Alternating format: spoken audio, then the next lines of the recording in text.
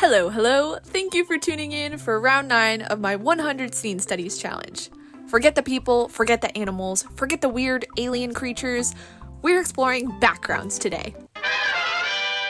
In painting this week's scene studies, I have uncovered a very interesting corner of my personality that I had previously never really taken account of. But before we get to that, let's talk backstory for this theme. So I've been thinking about the interiors theme ever since the architecture theme when I painted the outside of the Owl Witch's house from Song of the Sea. So when I was searching for that screenshot, I came across this one, which is the interior of the Owl Witch's house. And I completely fell in love with it. I adored all of the little bottles everywhere and the super cool tree trunk staircase and was like, oh my gosh, I have to paint this. So it's been swimming around in the depths of my brain cells ever since then. But I think I kind of kept putting off this theme because it seemed pretty daunting. I also wondered if anybody would really be interested in these scene studies since they don't include any characters, but the preferences of the people aren't really the goal of this challenge, so I added it to my list of themes. Of course, I chose like the most cluttered and overwhelming interiors to paint, so that probably had something to do with the procrastination as well. But anyways, we're finally here and we're painting these scenes. So like I said earlier, this is a scene from Song of the Sea. I'm basically obsessed with like literally every single cartoon saloon movie that I've seen. I love their design aesthetic. They use a lot of really rich colors in their movies and lots of very unique patterns and textures. And I also really love their complete and utter lack of respect for the rules of perspective, because I too have a lack of respect for the rules of perspective. I chose this scene because of the cool designs on the tree trunk and the cluttered bottles all over the place. So I decided to paint it on cold pressed watercolor paper to make blending the gradients on the walls and the floor just a little bit easier. Nothing's really changed to my gouache painting process. Nothing's really changed to my gouache painting process, so I'll let you peruse some of my other videos if you're interested in learning more about my process. So in painting this scene, I began to notice something. I really liked all these little things strewn around the space. The many bottles on the floor and in the cabinets, on the hutch, lots of little mustachioed statues, the figurines, the light bulbs. I liked how much story and character they gave to the space without having a character in it. So I had a lot of fun with the painting, but I didn't really think much more about it. So I moved on to the next scene. I just recently watched Luca, and I knew that Giulia's bedroom would be perfect to repaint. She has lots of vintage items that particularly caught my eye, and of course, books. Over these past few months, I've discovered that painting background to foreground is the smoothest way for me to work through a painting, so I started with the trees outside the window, painting pretty loosely to not yank attention away from the interior, and after quickly painting the walls, I started in on the things. Giulia has a semi-messy room with lots of little items that are very interesting. She has like a sailboat lamp on a shelf. She also has a gas lamp, which is really cool. A Donald Duck-esque stuffed animal, a record player, lots of things all over the place.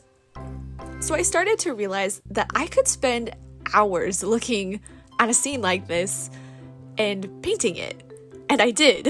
Most of these scenes took me upwards of 5 or 6 hours to paint, and let me tell you, I worked my little tushy off trying to get them all finished during that week, along with all the other art and business stuff that I needed to do.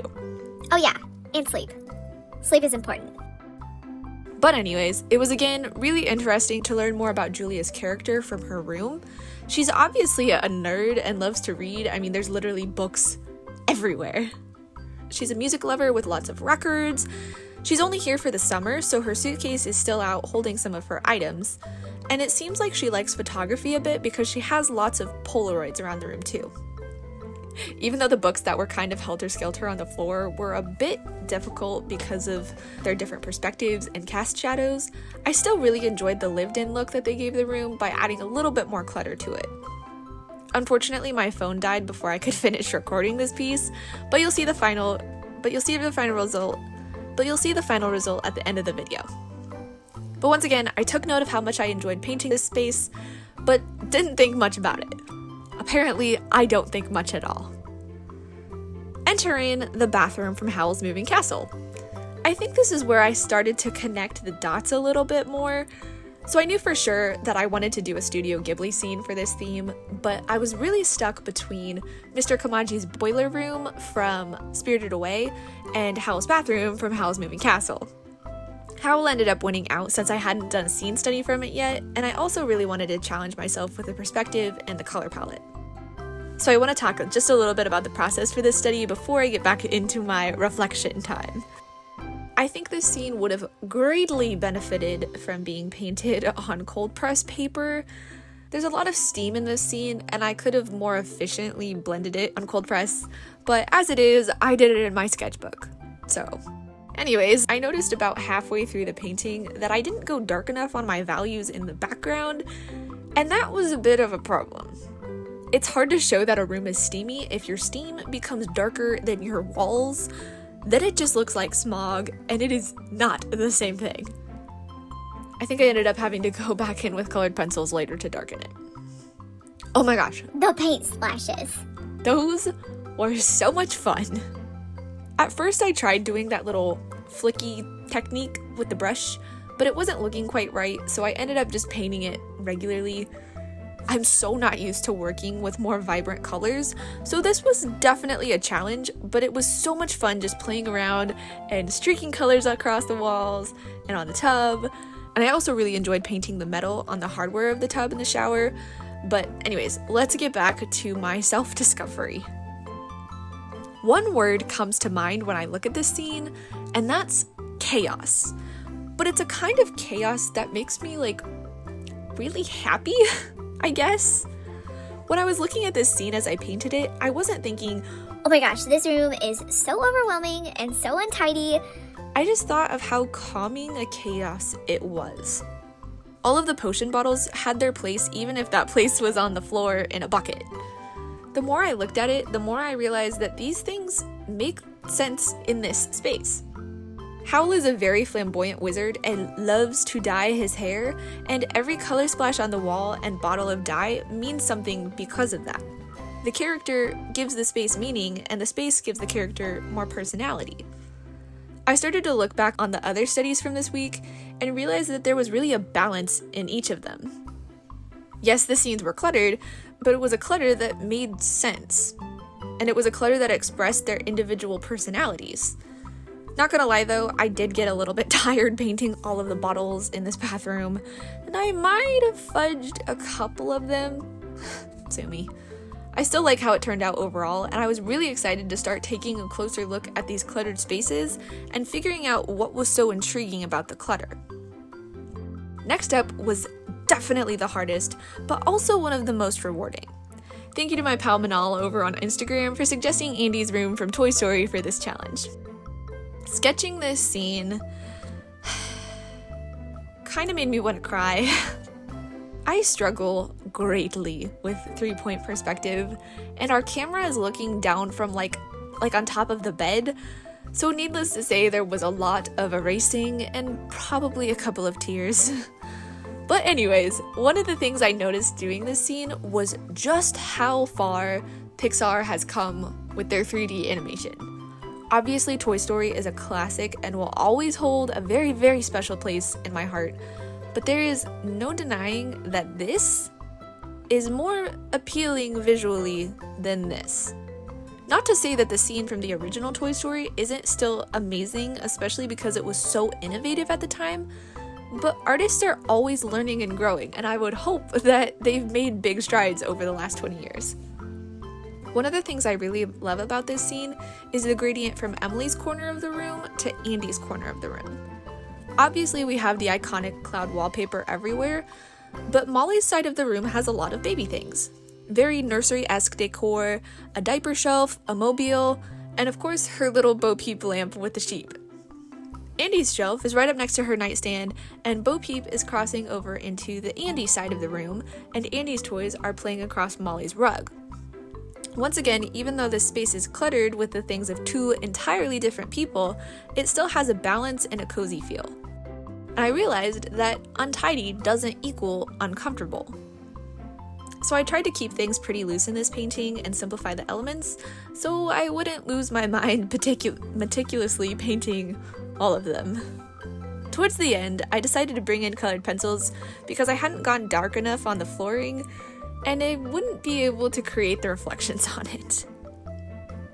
I think I was about 5 hours in at that point, and I was literally gonna cry having to repaint those elements. So even though I'm trying to use gouache as the primary medium for this challenge, I'm not opposed to bringing in other mediums when necessary. When I painted Roquefort from the Aristocats a few months ago, I used my ink pen because it just made sense. The reason I'm trying to use primarily gouache is I'm trying to improve my painting skills and color mixing skills and really get to know the medium, but sometimes a scene requires the help of other mediums too. Colored pencils definitely help to brighten up colors that have gotten muddied, darken larger areas without fear of smearing paint, and adding details quickly. And now we come to the final study of the theme, the sitting room from Up. This one doesn't have the clutter, but it definitely still has all the personality. Up uses very clear shape language, and it's particularly obvious in this scene. So Carl's chair, table, and lamp are all very blocky and mimic his character design. We see that he drinks coffee from a pretty plain, cracked mug, but over on Ellie's side is a very fancy teacup. We see lots of rounded shapes on her side, like her exaggerated, flowy chair, her lamp, and the circular table with the doily. Up on the shelf, we also see a wooden figurine couple that mimics Carl and Ellie's shapes. Everything in this scene was designed to convey the characters without even saying a word. And it's brilliant. There were so many little details that I didn't even notice before doing this study, and now it's like a little secret that I get to have while watching the movie, knowing that all of these little things are there. The background artists here truly went above and beyond designing this space, even without having as many props as the other scenes. Now I've been talking the whole video about clutter and my weird fascination with it, and I'm sure you're probably thinking, dude, will you be arriving at a point anytime soon? Thank you for asking. Yes, I am. We have indeed arrived. So I had an epiphany on my porch the other day thinking about why the cluttered spaces were so interesting to me. I was reminded that I've always been very fascinated with varieties of things. So like in stores where there's just shelves and shelves of interesting items. And it hit me that I really love clutter. Now I'm not talking like gross clutter. This is not an episode of Hoarders. I have lots of collages of artwork all over my walls, a shelf with books and knickknacks and Schnacks. My room obviously isn't to the extent of Howl's bathroom. I'm still kind of a neat freak, but I like to look at lots of interesting things. And I think that's why the backgrounds in a lot of my personal paintings have been growing more and more cluttered and complex, is because I like the way things speak. So I arrived at this new discovery, but I didn't really know what it meant. I felt like I was kind of alone in this weird obsession with clutter. I mean, obviously other people like this too because they're designing it in these movies, but I had no term for it. That is, until today. So I was watching the latest Rachel Maxey video on YouTube this morning, and she said something about cluttercore. And I was like, wait. What? Back this bus up. This is a thing? There's a name for it? So ladies and gentlemen, behold my aesthetic, cluttercore. Organized, beautiful, calming chaos. It's not for everyone, but I absolutely love it. So over the past few months of doing these studies, I'm realizing more and more just how much I really love painting the backgrounds and the things and telling a story without the help of the character. Characters are cool too, of course, but I love the softness of telling a story with the background elements. So moral of this video, I'm a cluttercore fan now, and I really had a lot of fun painting these backgrounds. This was definitely one of the most challenging weeks because they were pretty intricate scenes and took so dang long to paint. But it was a ton of fun, and I'm so happy with how all of them turned out. Thank you so much for watching, and I really hope you enjoyed watching me paint these scene studies and listening to me ramble about clutter. If you like my art and want to see more of it, head on over to Patreon and subscribe for as low as $1 a month. It really helps me out, and I love getting to share more of my art with you and get to know you better. Make sure to like this video if you enjoyed it, and subscribe so you don't miss out on my videos. I upload a new video every Friday.